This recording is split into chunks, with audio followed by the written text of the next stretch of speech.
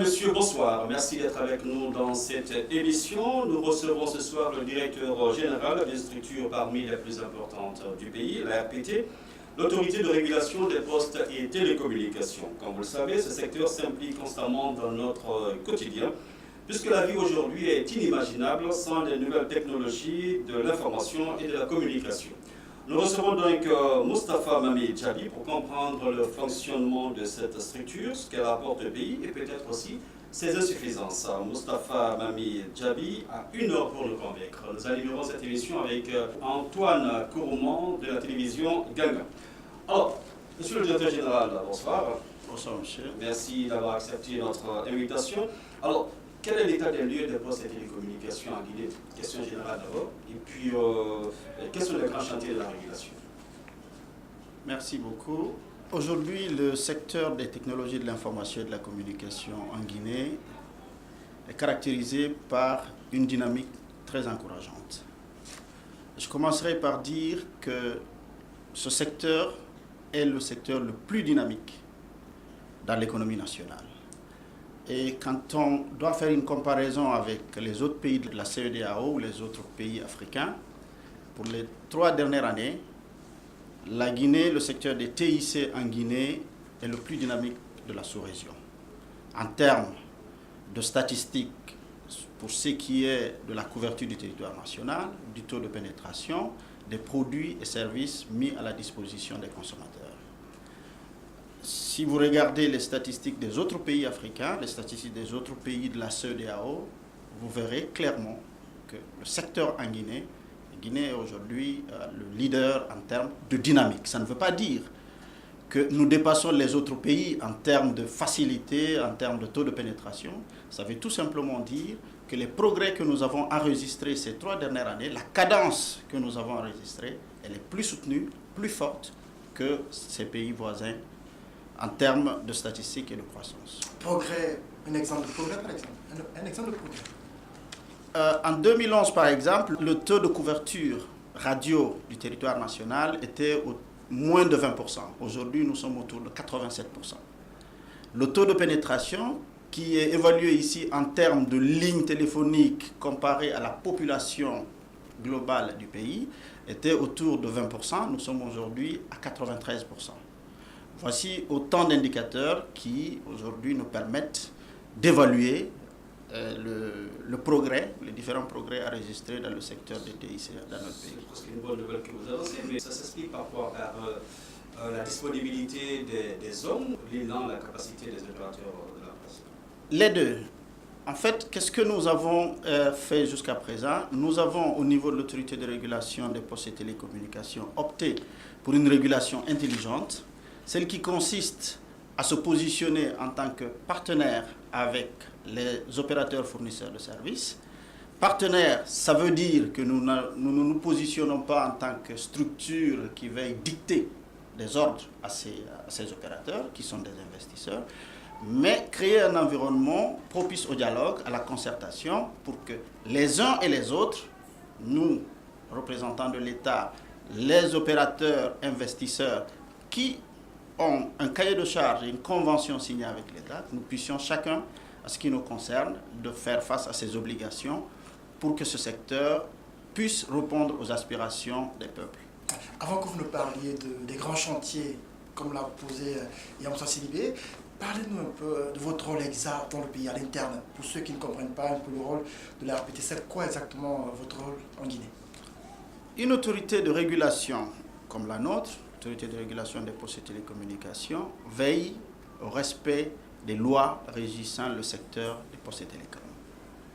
Qui dit veiller au respect des lois, dit d'abord expliquer le contenu, expliquer la teneur de ces lois, accompagner les entreprises, accompagner les citoyens à comprendre le contenu de ces lois et les accompagner même dans la mise en œuvre et le respect des dispositions contenues dans ces lois. Ça, c'est la première partie. C'est l'aspect avant-gardiste. Et de l'autre côté, nous veillons sur le niveau de mise en œuvre de ces lois. Ça veut dire que nous avons un certain nombre d'indicateurs, un certain nombre de mesures que nous effectuons pour voir est-ce que les uns et les autres chacun a respecté ses obligations contenues dans la convention qui a été établie et qui lui permet d'avoir une licence pour opérer dans le secteur des postes et télécommunications. Si il y a des manquements, nous procédons par interpellation, nous procédons par dissuasion, nous procédons après par des sanctions éventuelles. Ça, c'est le dernier recours. Et est-ce que sur le terrain, cela est exact? Le rôle tel que vous le dites, est-ce qu'il est exact sur le terrain? Vous le faites bien, cette mission? Aucune œuvre humaine n'est parfaite. Nous ne pouvons pas dire que nous le faisons très bien. Nous pensons aujourd'hui que nous avons amélioré la performance de l'autorité de régulation. Ceci se ressent sur les résultats enregistrés dans notre pays au cours de ces 3 dernières années. Ceci se ressent sur le climat que nous avons essayé d'entretenir dans l'environnement du secteur des postes et télécommunications. Ça se ressent également dans les rapports qu'il y a entre l'État, les opérateurs, les citoyens qui sont les consommateurs et les opérateurs fournisseurs de services. Vous dites, parlant de vos relations avec vos partenaires, que vous êtes la structure la même que CCTV dans la sous-région. Est-ce que cela ne se fait pas au détriment du consommateur? Est-ce que vous n'êtes pas plus proche dans ce cas des opérateurs que du consommateur? Est-ce que ce n'est pas au détriment du consommateur? Par exemple, si nous prenons la téléphonie mobile. Ça peut être vu sous cette forme, mais c'est très réducteur. Nous nous disons qu'à chaque fois, nous sommes obligés de sanctionner ce qu'il y a échec. Notre objectif, c'est de passer une année sans qu'il n'y ait sanction. C'est de passer une année sans qu'il n'y ait de problème entre le régulateur et les opérateurs, entre les consommateurs et les opérateurs. Parce que nous faisons la différence entre les réclamations et les problèmes. Donc, nous avons essayé de conscientiser l'ensemble des acteurs pour qu'on puisse avoir une année sans problème majeur, une année sans altercation. Nous avons passé des années avec beaucoup de problèmes. Effectivement, surtout au niveau des consommateurs. Effectivement, si nous devons faire une rétrospective, j'ai l'habitude de le rappeler, en 2011, il y avait un problème d'interconnexion entre l'ensemble des réseaux. 70 à 75% des appels ou des tentatives d'appels échouaient pour des problèmes d'interconnexion. On entendait par suite d'encombrement, votre appel ne peut aboutir. Aujourd'hui, c'est clair, c'est évident qu'il n'y a pas de problème d'interconnexion. Nous avons une équipe d'experts, d'ingénieurs qui se réunit chaque semaine pour évaluer les flux, les trafics entre les différents opérateurs, faire une ingénierie anticipative, faire en sorte que ce problème ne se répète plus. Ça, c'est un. De l'autre côté, il y a eu des consommateurs qui nous ont saisis pour des problèmes de facturation sur leur crédit de communication. Nous avons approché les uns et les autres pour comprendre quelle était l'origine de ces défaillances, parce qu'effectivement, il faut le reconnaître, il y a eu des défaillances à ce niveau, et nous avons essayé de corriger, faire en sorte qu'à chaque fois un citoyen, s'il se sent brimé dans ses droits quand il nous saisit, le bureau du conseil juridique qui est en même temps en charge des relations avec les consommateurs fait en sorte que le citoyen soit rétabli dans ses droits.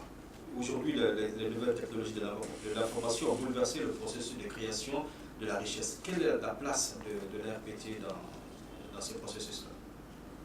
Ça, c'est une très bonne question. Aujourd'hui, nous parlons de l'économie numérique.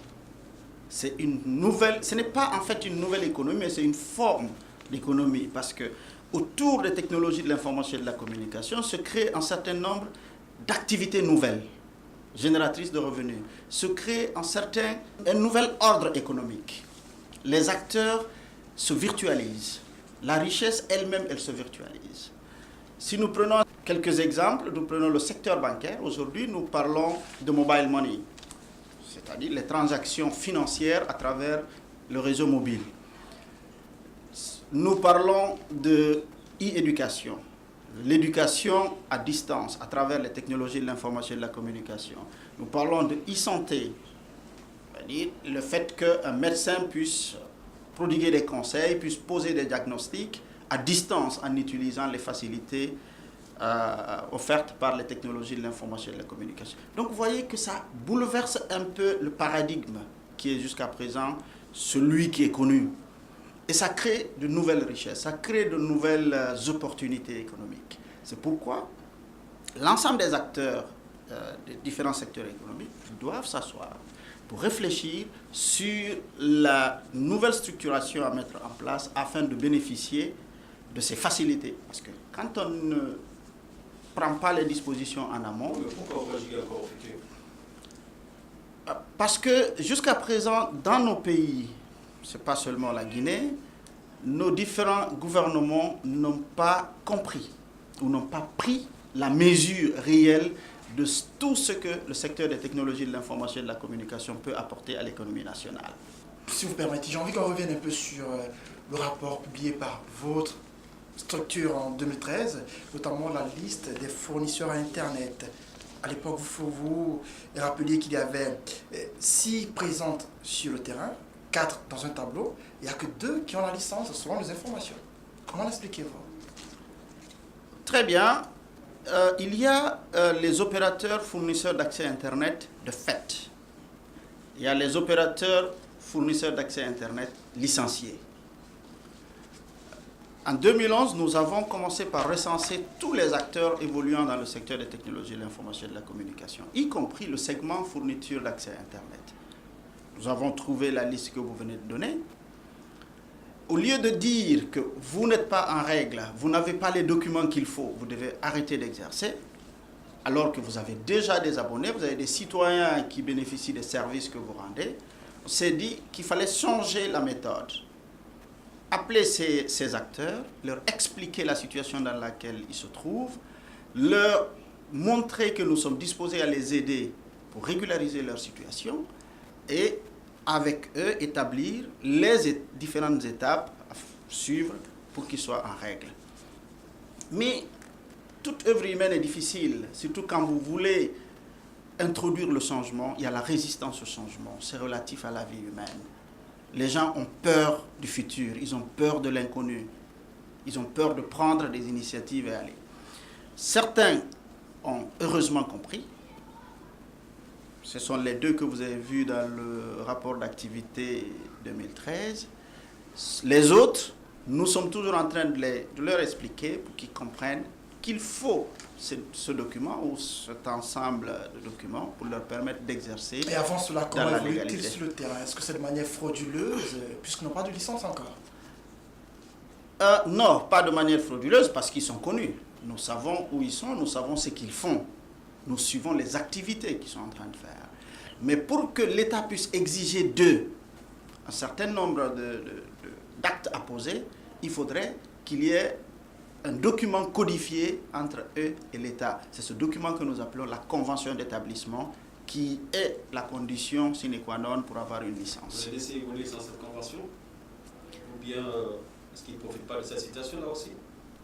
Non, je pense plutôt qu'aujourd'hui, ils ont compris qu'ils perdent beaucoup en n'ayant pas ce document. Parce que, vous l'avez dit, dans notre rapport, nous, officiellement, nous disons qu'il n'existe que les 2 qui ont une convention. Et quand une industrie, quand une administration publique, une administration consulaire vient nous voir pour dire j'ai besoin d'aller vers un fournisseur d'accès Internet pour tel ou tel besoin, nous ne donnons que la liste des 2 qui sont régulièrement établis et qui, aujourd'hui, qui bénéficient d'une convention et d'un document de licence. Il y a aussi le cas des prestataires télécoms comme la Sodiacom qui, au regard de beaucoup de personnes, est une société qui ne paye pas de taxes ni de redevances à l'État. Est-ce que la Sodiacom a une licence? Bon, ceci est très clair. Sodiacom n'est pas un prestataire de télécommunications reconnu en Guinée.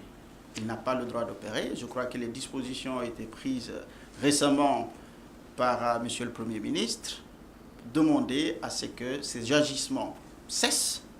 Nous ne sommes pas dans la jungle, ce n'est pas un no man's land. Il faut que les gens comprennent qu'il y a un certain nombre de lois et de règles à observer pour pouvoir opérer dans le secteur des technologies de l'information et de la communication. Et notre brigade, nous avons une brigade de gendarmerie ici, elle a reçu des instructions fermes. À partir de cette date, tout opérateur... Laquelle date? Je crois que ça fait 3 semaines qu'on a eu la réunion, je ne me rappelle pas exactement de la date, mais à partir de cette date, tout opérateur, même les opérateurs licenciés, avant qu'ils ne commencent à déployer des infrastructures dans les voiries de nos différentes agglomérations, ils ont l'obligation de souscrire pour une autorisation. Sans cette autorisation, notre brigade a le droit de les interpeller, saisir les équipements et saisir même les gens qui travaillent. Mais comment se fait-il que c'est après quelques années que la Sodiacom est interpellée par le Premier ministre alors que vous avez la charge de réguler tout cela? Est-ce une incapacité ou une fuite en avant? Vous avez parfaitement raison. Depuis très longtemps, nous avons saisi Sodiacom, nous l'avons convoqué, nous lui avons dit qu'il n'a pas le droit d'opérer.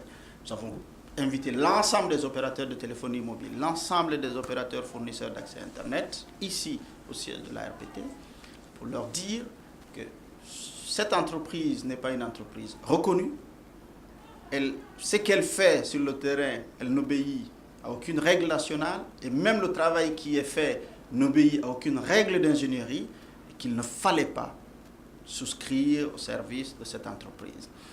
Nous avons été heurtés à un certain nombre de difficultés que je ne veux pas énumérer ici, mais ce qui est important aujourd'hui, c'est le résultat auquel nous avons abouti.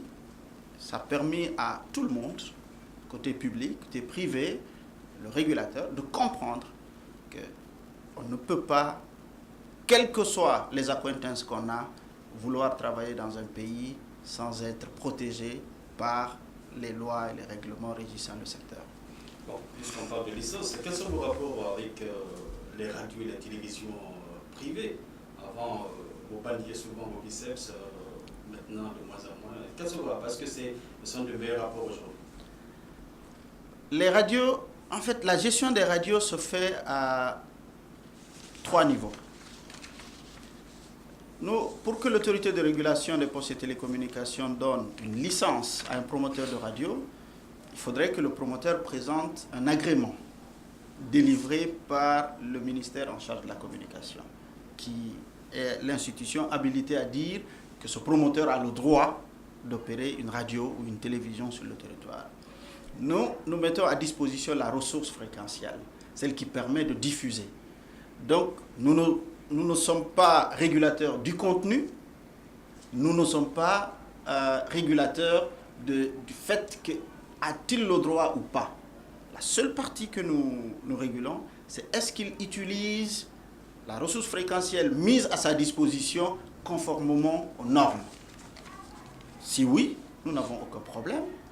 Sinon, nous interpellons, procédons de la même façon, nous interpellons le promoteur, et s'il ne comprend pas, nous avons la possibilité, de par la loi, d'aller jusqu'à saisir ces équipements. Mais quelquefois, saisir les équipements, ça crée des conflits. Nous avons changé de méthode. Aujourd'hui, c'est peut-être l'occasion, comme vous avez soulevé le cas, nous avons des installations complètement opérationnelles. Nous avons acheté des générateurs de bruit.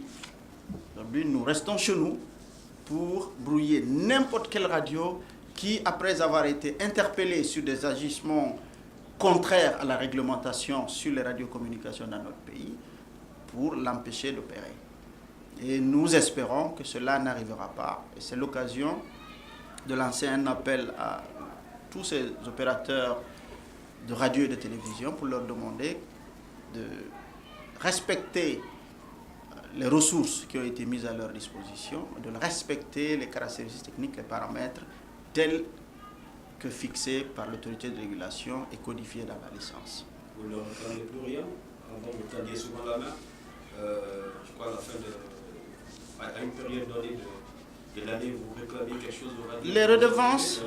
Les redevances sont fixées par la loi. C'est régulièrement payé maintenant, ou bien vous avez décidé de passer l'éponge sur ces redevances? Nous n'avons pas le pouvoir de passer l'éponge. Parce que ce n'est pas nous qui fixons les redevances, ce n'est pas nous qui fixons les différentes dispositions légales. Nous veillons à l'application de ce qui a été fixé par le législateur. Les redevances sont codifiées dans la loi, mais quand nous prenons ces redevances, nous les reversons à l'État.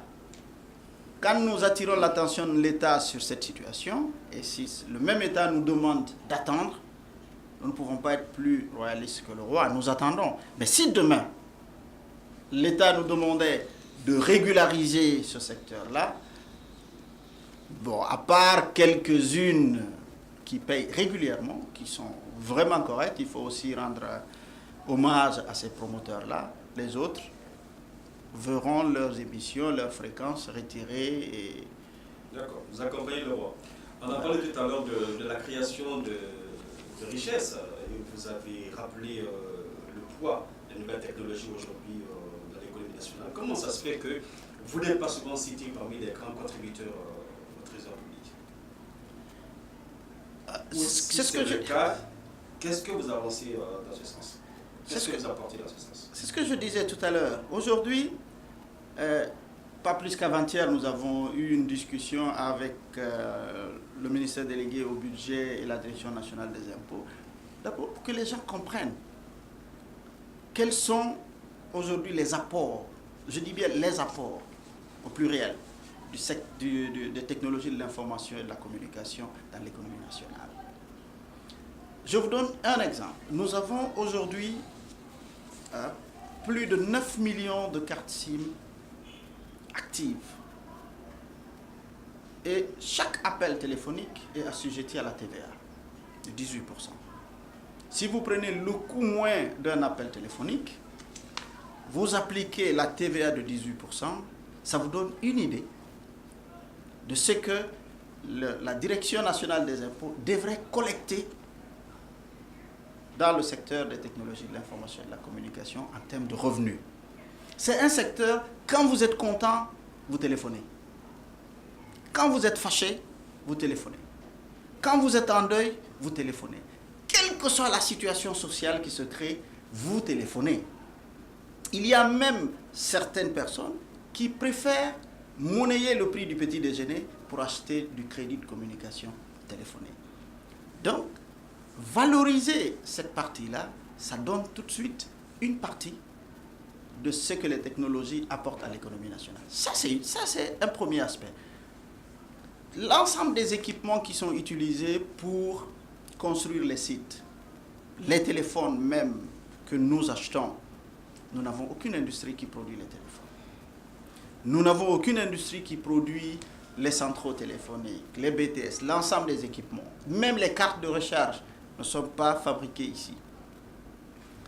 Quand ces produits sont importés, il y a des droits de douane qu'il faut payer.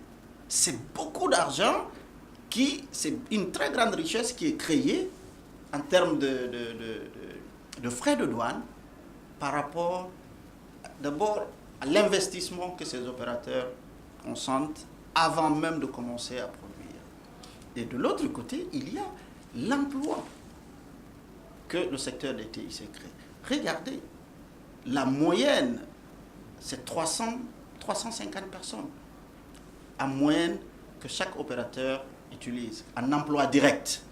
En emploi indirect, quand vous associez tous ces distributeurs, tous ces télécentres, tout ceci, c'est pas moins de 10 000 emplois indirects créés. Donc quand vous regardez la chaîne de valeur, vous regardez la richesse qui est créée à ce niveau-là, et chacun de ces distributeurs paye aussi, ou est censé payer les impôts, censé payer les taxes. Donc quand on fait toute une économie de cette chaîne de valeur, ça nous permettra d'évaluer l'apport réel du secteur des technologies de l'information et de la communication. Mais quelle est la présence de l'ARPT dans ce immense processus?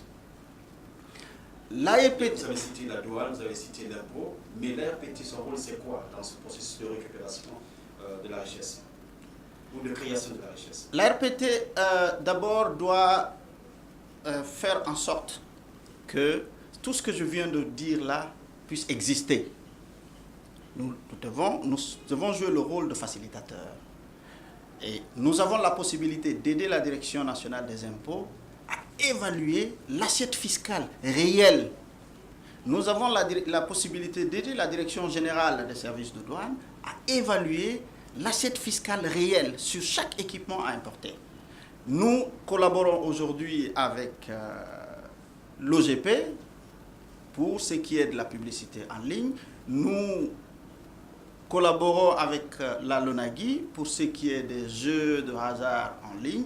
Donc, tout ce qui est fait dans le secteur des technologies de l'information ou qui utilise les facilités offertes par les technologies de l'information, nous avons aujourd'hui les outils, l'ingénierie, la capacité et les ressources humaines de pouvoir aider ces structures, ces différentes structures de l'État, afin qu'elles puissent entrer en possession de ce qui revient de droit à l'État. Et de l'autre côté, nous avons aussi, et je crois que les consommateurs le voient, les distributeurs le voient, fait en sorte que la tarification soit transparente, que les tarifs soient publiés, que les tarifs de gros soient publiés, que les tarifs de détail soient publiés. Ça permet à ceux qui veulent bâtir une économie de pouvoir faire leur business plan. Parce que quand vous n'avez pas de visibilité, vous ne pouvez pas faire un business plan. Vous ne pouvez pas réfléchir sur comment monter votre entreprise. Donc c'est autant d'éléments qu'une autorité de régulation devrait faire pour aider. Maintenant, ça j'ai parlé de ce que nous faisons pour l'État, pour les citoyens.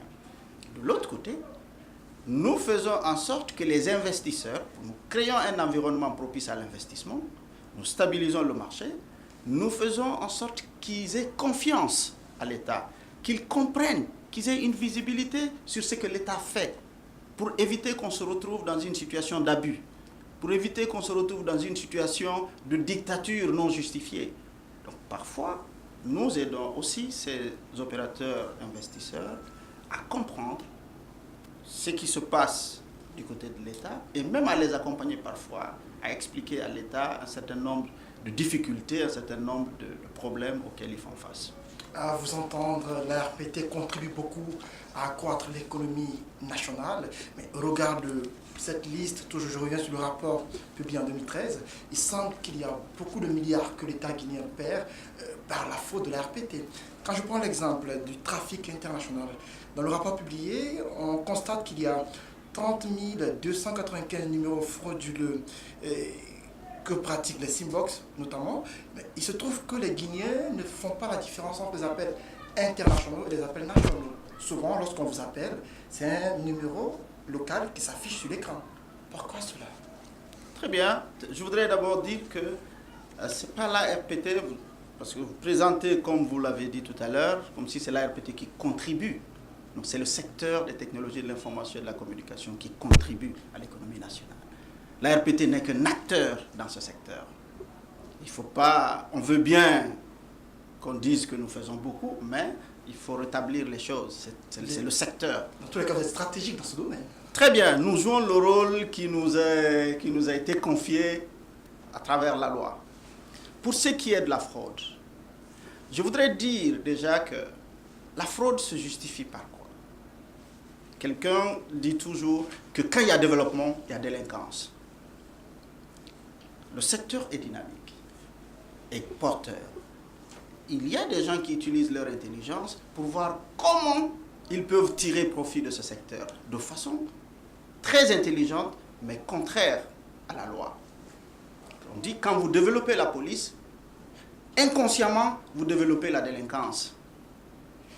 C'est comme les virus et les antivirus. Ceux qui développent les antivirus, on a tendance à penser qu'ils développent eux-mêmes les virus.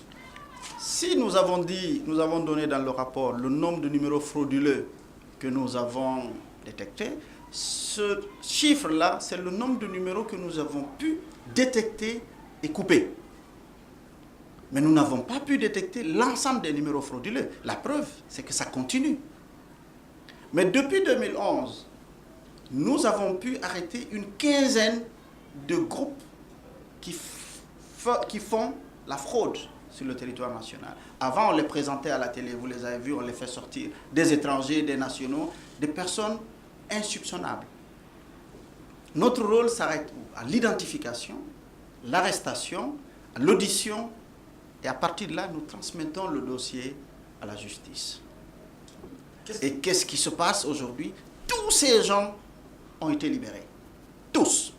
Au mépris de ce que nous avons présenté comme préjudice subi par les opérateurs, de ce que nous avons présenté comme préjudice subi par l'État, de ce que nous avons présenté comme préjudice subi par la RPT, parce que nous avons mis des ressources humaines et des ressources matérielles pour pouvoir traquer et arrêter ces gens. Ce que vous dites là est très important. Ils ont été libérés. Quand vous dites que vous mettez la main sur les personnes qui pratiquent des actes frauduleux au niveau de la télécommunication, comment vous réagissez lorsque vous constatez qu'il y a libération par la faute de la justice? Quelle est votre réaction par la suite? Nous sommes un citoyen, Vous savez que la justice est un pouvoir. Nous sommes du côté de l'exécutif. C'est le pouvoir judiciaire. Nous ne pouvons que constater et puis pleurer s'il faut pleurer, mais on ne peut plus rien faire. Comment expliquer que cette situation de numéros frauduleux continue à prospérer? Est-ce que c'est lié au manque de moyens au niveau de la RPT ou bien, je ne sais pas, cette situation que vous venez d'évoquer? Parce que ça continue. Je peux vous dire d'abord une chose, c'est que... On appelle de l'international, puis c'est le numéro local qui apparaît. La fraude dans le secteur des télécoms, c'est un réseau. L'extrémité qui est à Conakry a une origine dans un autre pays. Et si je vous donne un certain nombre de pays, la France, l'Angleterre, si vous allez, quand vous faites les statistiques, le nombre de numéros frauduleux à détecter par minute, par heure, par semaine, par jour, est beaucoup supérieur au nombre de numéros frauduleux détectés dans notre pays. Donc c'est un phénomène mondial. Ce n'est pas seulement en Guinée. La preuve, c'est que nous discutons avec nos homologues des autres pays africains et européens sur les nouvelles stratégies à mettre en place pour pouvoir réduire. Parce qu'on ne peut que réduire. On ne peut pas arrêter. Parce que ceux qui fabriquent les équipements qui nous permettent de lutter contre la fraude sont les mêmes qui fabriquent les équipements pour faire la fraude. C'est l'une des problématiques aujourd'hui que nous essayons de prendre en compte dans la lutte contre la cyberdélinquance. Monsieur le directeur général, la Guinée a pris un grand élan de développement économique. Et comment participe la RPT dans ce processus? Nous sommes aujourd'hui l'un des premiers portails d'information des investisseurs. Parce que quand les gens regardent l'économie nationale, ils se rendent compte que le secteur des TIC bouge et bouge très vite. La dernière fois, le ministre des Télécoms me disait que quand le MEDEF est venu, ils ont dit, la première impression qu'ils ont eue à l'aéroport, c'est que l'Internet en Guinée marche et marche bien. Le téléphone en Guinée marche et marche bien. Ils ont même fait des comparaisons avec la France. Nous avons nos homologues français, nous avons les statistiques. Donc, ils se disent que c'est un portail par lequel on peut avoir des informations. On peut savoir qu'est-ce qui s'est passé et quelles sont les difficultés rencontrées, quelles sont les solutions que ce secteur, les différents acteurs du secteur ont eu à mettre en œuvre pour arriver là où ils sont aujourd'hui en matière de développement des infrastructures, développement de produits et services. Donc, nous aidons d'abord à créer un environnement, comme je le disais tout à l'heure, un environnement propice à l'investissement, de par la transparence des lois, de par la transparence des règlements, de par la transparence des actes. Parce que quand il n'y a pas de transparence dans les lois, dans les règlements, dans les actes, quand il n'y a pas de respect de ces lois-là, l'investisseur ne viendra pas. Parce qu'il n'a aucune possibilité de prédire ce qui va se passer. Pour lui permettre de mettre des dizaines et des centaines de millions dans un pays, il faut qu'il soit certain que pendant toute la période de rentabilité, pour toute la période d'investissement, les choses ne vont pas se bouleverser et qu'après la période d'investissement, le climat de stabilité va continuer pour lui permettre d'assurer le retour sur l'investissement. Donc c'est important. Et nous avons parallèlement développé un processus de collaboration avec les autres secteurs. Nous avons eu des réunions avec le ministère des Travaux publics, avec le ministère de la Ville et de l'Aménagement du territoire, avec le ministère des Transports, pour voir ensemble comment est-ce qu'on peut mutualiser les infrastructures. Comment est-ce qu'on peut faire que le développement d'un secteur n'empiète pas sur le développement de l'autre. Il s'est passé malheureusement à un moment donné que quand on voulait construire les routes, on vient couper les câbles de télécommunication. Tout simplement, chaque secteur a évolué sans tenir compte de la planification, du programme de déploiement de l'autre. Donc aujourd'hui, cette plateforme de dialogue est créée et nous sommes certains que cela va nous aider à faire de grandes économies d'échelle et éviter la déperdition dans les ressources à mettre à la disposition des secteurs concernés. On a l'impression on a cette idée que l'RPT est un département transversal. Est-ce que c'est à vous de travailler, par exemple, à l'adéquation entre les instruments juridiques et l'évolution technologique? Nous conseillons. En fait, légalement, c'est le législateur qui légifère. C'est l'État qui présente les projets de loi à l'Assemblée nationale qui légifère. Mais la structure, la matrice de régulation intelligente veut que celui qui est chargé de mettre en œuvre, de suivre la mise en œuvre, est à même de comprendre les difficultés qu'il y a sur le terrain. Donc il doit pouvoir remonter ces difficultés. Certaines de ces difficultés peuvent être résolues à travers des lois, d'autres à travers des décisions, d'autres à travers même un mécanisme de coordination. Donc nous conseillons l'État, nous aidons l'État à l'élaboration des textes, des projets de loi qu'il faut présenter à l'Assemblée. Et nous accompagnons l'État à expliquer à nos honorables députés la teneur de chacune des lois et l'impact que ça peut avoir sur l'économie nationale. Est-ce que vous avez le sentiment aujourd'hui que la technologie évolue plus vite que les textes? Bien sûr. Et que face à l'évolution technologique, les textes que nous avons se désuètent. Bien sûr, et c'est ce qui est d'ailleurs ce qui est intéressant dans le secteur des technologies de l'information et de la communication. L'industrie va plus vite que les États. Et c'est même normal. On s'est dit qu'il ne faut pas freiner l'innovation parce que les textes n'ont pas suivi. Laissez le marché se développer, laissez l'innovation se faire, laissez le secteur privé prospérer et après, imaginez les textes qu'il faut pour pouvoir les encadrer. Avant que les textes viennent, on peut assister à des déperditions financières, à la corruption, puisque le texte n'est pas là pour encadrer cette exploitation. Oui, mais là, il faut voir peut-être deux aspects. Il y a les gens pour lesquels les services sont mis à disposition et il y a l'État. Parce que l'État, au-delà de ce qu'il peut prendre comme taxes et impôts, l'État a aussi une responsabilité sociale. Il doit faire en sorte que les populations soient à l'aise, que les produits et services soient mis à la disposition des populations. La lenteur dans la mise à disposition ou dans l'élaboration des textes ne doit pas être un frein à l'innovation. Et c'est l'industrie qui finance la recherche. C'est l'industrie qui sait, aujourd'hui, seule l'industrie sait demain ce qu'elle veut mettre sur le marché. C'est une fois l'industrie a présenté ça pour la mise sur le marché que l'État se dit dans quelles conditions nous pouvons encadrer ces produits et services. Et c'est partout pareil. Une question simple, monsieur le directeur général. Est-ce que notre industrie travaille ou s'essaye dans le développement des nouvelles technologies? Notre industrie locale? Non, parce qu'aujourd'hui, nous n'avons pas de start-up, nous n'avons pas d'incubateur. Voilà, nous n'avons pas d'incubateur. Et je pense que nous avons intérêt, à travers le ministère de la formation professionnelle, à travers l'ensemble des acteurs, d'encourager les jeunes à créer d'abord que l'État crée des centres d'incubation et faire en sorte que les jeunes soient capables de créer des prolabs, des laboratoires de production, des start-up, parce que l'intelligence est ici.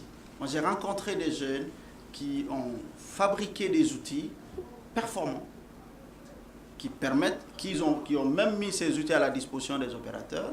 J'ai vu la dernière fois à la télévision guinéenne un jeune de Popodra, un jeune collégien, qui a rassemblé des matériaux qu'il a ramassés dans la brousse pour pouvoir fabriquer un téléphone portable.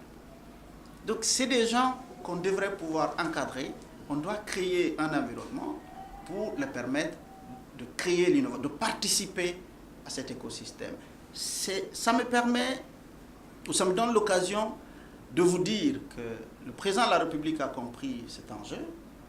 Il a pris l'initiative de doter l'ensemble des écoles guinéennes de centres informatiques pour leur permettre d'avoir accès à la connaissance en ligne, d'avoir accès aux laboratoires, aux bibliothèques virtuelles, d'avoir accès aux autres étudiants, aux autres formateurs, aux autres chercheurs se trouvant partout à travers le monde. Je crois que ça va stimuler, ça va créer un nouvel élan. Et dans les 2 années à venir, je suis très confiant qu'on va participer à la création de start-up, de petits laboratoires de production et à l'éclosion du génie créateur de nos jeunes. Où nous en sommes donc sur le sujet, où nous en sommes dans ce projet initiative présidentielle pour les écoles? Cette initiative, aujourd'hui, nous sommes dans la phase de remise à niveau des salles qui ont été identifiées par les ministères en charge de l'éducation, que sont l'enseignement préuniversitaire, l'enseignement supérieur et l'enseignement professionnel. D'ici le 31 décembre 2014, 100 établissements bénéficieront de ces centres, à travers le pays bien sûr, qui seront connectés à l'Internet. Et il y aura des modules pédagogiques qui seront mis à la disposition des formateurs pour que ces centres puissent contribuer positivement à la formation, à la recherche et à l'incitation à la création. Et nous aurons l'occasion de vous inviter le 2 octobre à l'inauguration des centres de Mamou à l'occasion de la célébration de la fête nationale. Une autre idée que le président de la République exprime souvent, c'est le projet e-santé. À quel niveau d'évolution se trouve ce projet-là? Je me rappelle un jour, on parlait de ce projet pour l'hôpital sino-guinéen de Kibé, qui permettrait par exemple les soins aux patients guinéens à partir de l'Inde. C'est un exemple. Où en êtes-vous dans ce projet? Okay. Ce projet qui permettrait aux grands spécialistes du monde d'intervenir directement dans le soin apporté aux Guinéens, aux malades guinéens.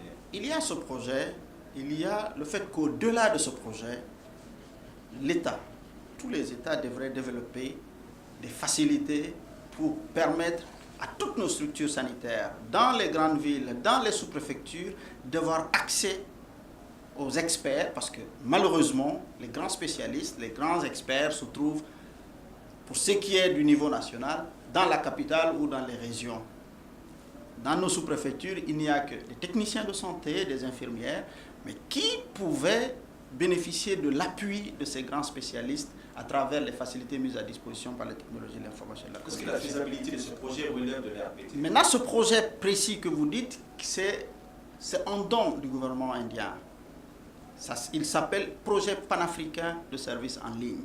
C'est le Premier ministre indien, lors de sa visite à Addis Abeba, quand le président Konaré était président de la Commission de l'Union africaine, a donné à l'Afrique, tous les pays africains, 5 universités de référence, c'est-à-dire 5 de choisir dans chaque région l'Afrique du Nord, l'Afrique de l'Ouest, l'Afrique du Centre, l'Afrique de l'Est et l'Afrique australe.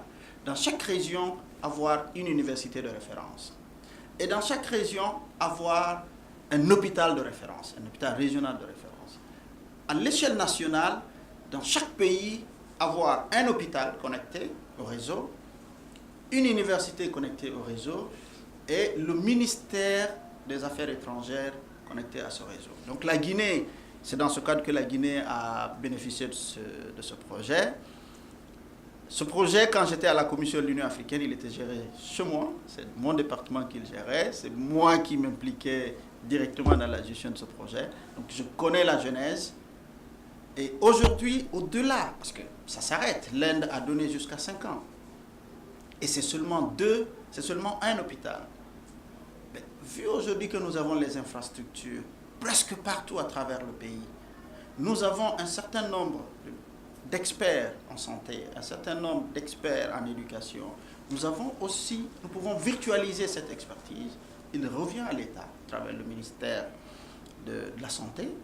Nous, secteur des technologies de l'information, nous allons apporter notre expertise et notre appui pour faire en sorte, serait-ce qu'à travers le téléphone mobile, on peut consulter une femme en état de famille à travers le téléphone mobile. On peut consulter un diabétique à travers le téléphone mobile. Ne serait-ce que discuter avec un médecin, lui dire ce que vous ressentez, lui permet de faire le premier diagnostic et de vous donner les premiers conseils. Moi, j'ai envie un peu qu'on parle de la Sotelgui, si vous permettez. La Sotelgui, qui est l'opérateur historique. On vous a vu, Diaby Moustapha Mami, président du comité de gestion et de trésorerie. Aujourd'hui, cet opérateur est aux abois. Il est presque inexistant. Comment qualifiez-vous votre gestion? Merci. J'aime déjà votre introduction. On a vu Diaby Moustapha Mami, président de la commission, pas le directeur général de la RPT, parce que c'est incompatible. Une autorité de régulation des postes et télécommunications ne peut pas prétendent gérer une entité. Nous avons été obligés, il faut le dire, parce que quand on est commis de l'État, on reçoit des instructions, on obéit. Même si en amont, on a le droit d'attirer l'attention sur un certain nombre d'incompatibilités. Donc ça fait que vous avez une idée des circonstances dans lesquelles nous avons été commis à être dans ce comité de gestion. Et aujourd'hui, malheureusement, cette entreprise se trouve dans la situation que nous connaissons. C'est une situation de cessation d'activité, due principalement à une mauvaise gestion, à une mauvaise préparation à la concurrence. Qui dit mauvaise préparation à la concurrence dit manque de gestion, manque d'esprit d'anticipation. On ne peut pas se mettre à citer tous les mots, tout ce qui a amené l'entreprise dans la situation où elle se trouve aujourd'hui. Justement pour régler ce problème. Notre rôle, c'est de conseiller, en fait. Les conseils que nous donnons à Sotelgui, les conseils que nous devons donner à Sotelgui, à Orange, à Areba, sont des conseils transparents. Nous sommes équidistants de toutes ces entreprises. Et que dites-vous de ceux qui disent par exemple que Moustapha Mamidi a contribué à enfoncer davantage la Sotelgui? Parce qu'on apprend qu'à cause de 30 000 litres de carburant, la Sotelgui s'est arrêtée.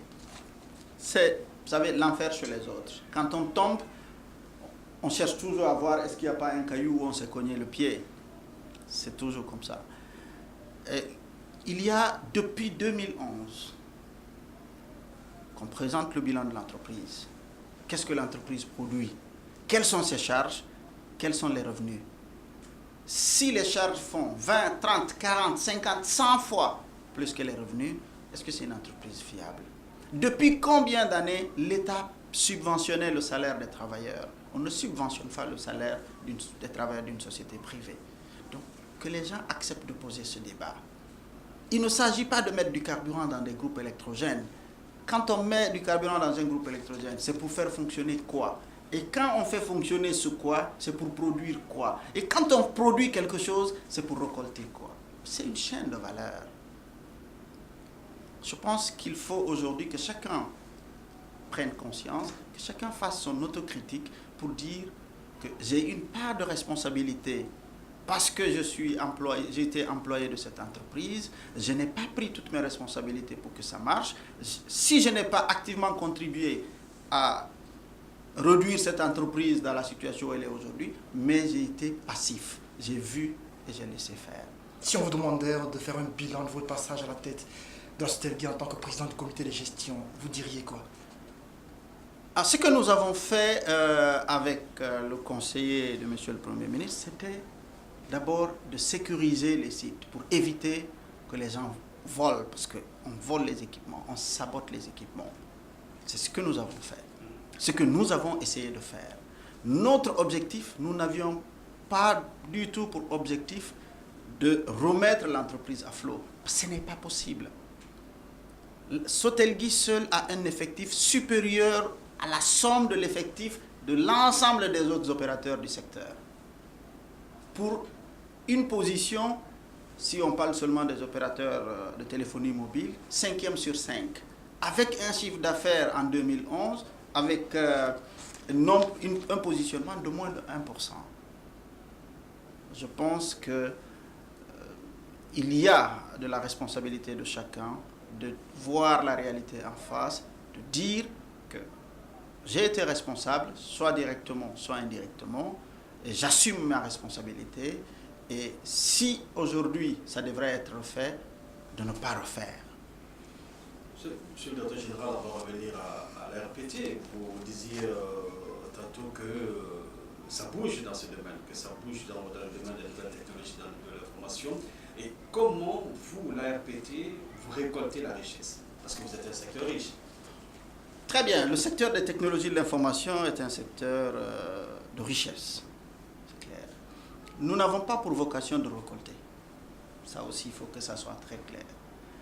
Quand l'État met en vente une licence, l'État est propriétaire des revenus issus de cette vente.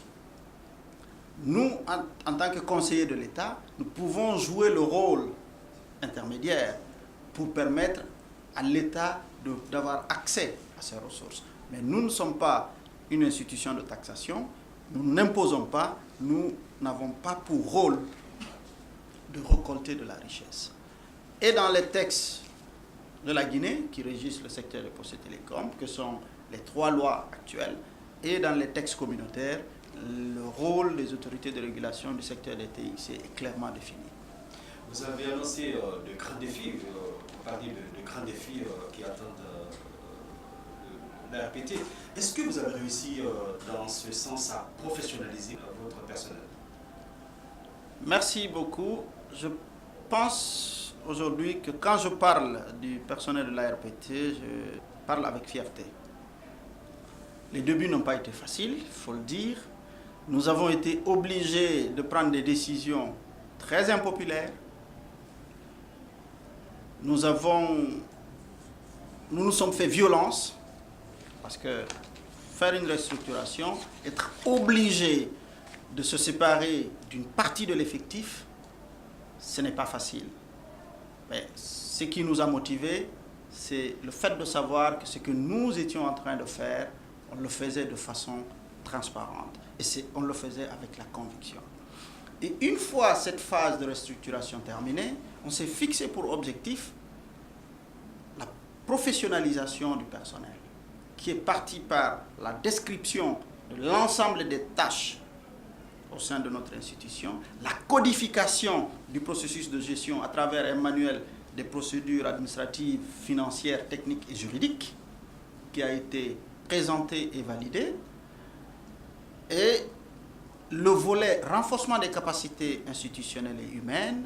Nous avons chaque année identifié les besoins de formation de chacun de nos collaborateurs, identifié à travers la direction de l'administration et des ressources humaines les institutions qui peuvent donner ces formations pour faire en sorte que nos cadres puissent avoir des niveaux de formation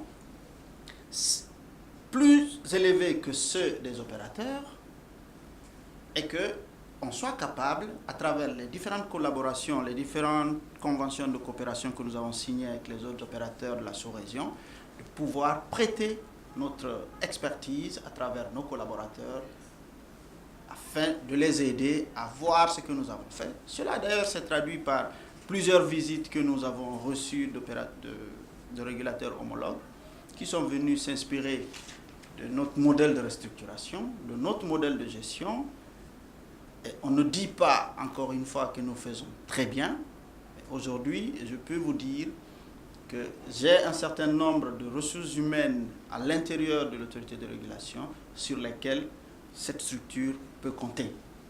Peut-être une dernière question. Parlant de la transition analogie numérique, de la radio et de la télévision terrestre, vous avez dit un jour que l'absence de politique nationale claire pour la valorisation des dividendes née de la libération des ressources fréquentielles, et vous avez dit ceci, que les multinationales et autres démarcheurs vont se positionner pour des licences d'opportunité.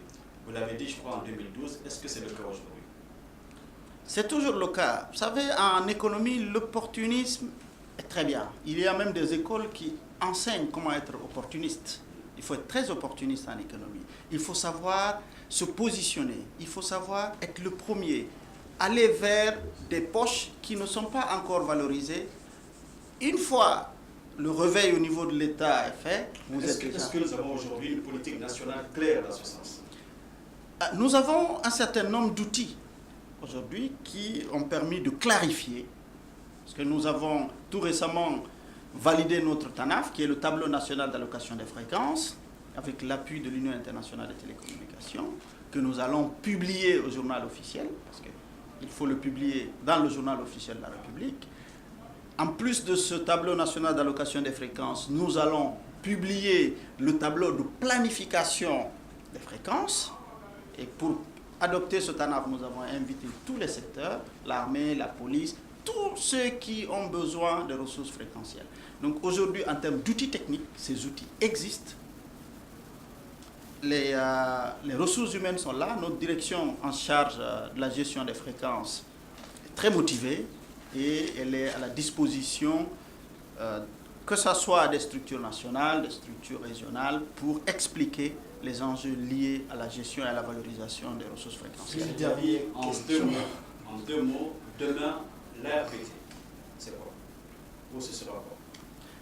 Demain, l'ARPT, je suis convaincu, sera une institution qui, au vu des citoyens qui n'ont jusqu'à présent pas compris, qui aura participé depuis 2011 au redressement du cadre économique, à l'émancipation des différents acteurs dans le secteur des technologies de l'information et de la communication, à la facilitation du cadre de vie à travers la mise à disposition de produits et de services pouvant aider à créer de la valeur. Monsieur le directeur général, est-ce qu'aujourd'hui vous avez les moyens de votre politique? On nous parle de la construction d'un nouveau siège de l'ARPT.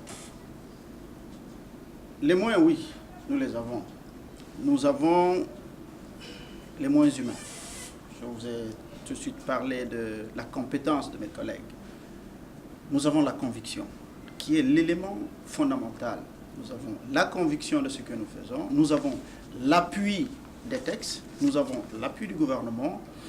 Et je crois que quand on a la conviction, quand on a des collègues compétents, motivés, au-delà des moyens financiers, on peut atteindre des résultats très importants. Et aujourd'hui, je puis vous dire que sur ce plan, nous sommes une équipe dynamique, prête à affronter les défis. Alors, comment l'ARPT intervient en cas de conflit entre deux opérateurs? Nous avons un mécanisme de règlement des conflits. Nous avons le processus de saisine. Quand il y a un différend, chose qui arrive très rarement aujourd'hui dans le secteur, parce que les mécanismes sont devenus très fluides, mais au cas où il y a un différend, nous sommes saisis, nous faisons l'instruction du dossier, parce que dans le secteur des télécoms, nous jouons le rôle de tribunal de première instance. Nous faisons l'instruction de la plainte ou de la saisine. Nous faisons notre opinion sur la saisine. Nous convoquons les parties pour expliquer, d'abord rétablir la vérité et s'entendre sur un mécanisme de résolution du conflit. Mais au-delà, pour éviter que de tels problèmes n'arrivent, nous avons anticipé pour créer des commissions consultatives. Ces comités consultatifs, où siège un représentant de chaque opérateur, ont pour rôle de discuter de l'ensemble des problèmes du secteur, de recueillir l'avis de l'ensemble des participants, de proposer des solutions, de les remonter au niveau du directeur général de l'ARPT, qui à son tour invite les directeurs généraux pour discuter des propositions issues des débats de ce comité consultatif. Et ça nous a permis aujourd'hui de réduire presque à néant les conflits entre opérateurs ou entre opérateurs et l'ARPT. Voilà. Merci bien, M. Diaby, d'avoir accepté de venir dans cette émission. Madame, Messieurs, nous étions donc avec le directeur général de l'autorité de régulation des postes et télécommunications. Il avait 1 heure pour vous convaincre. Merci de votre attention. Bonsoir. À bientôt, Inch'Allah.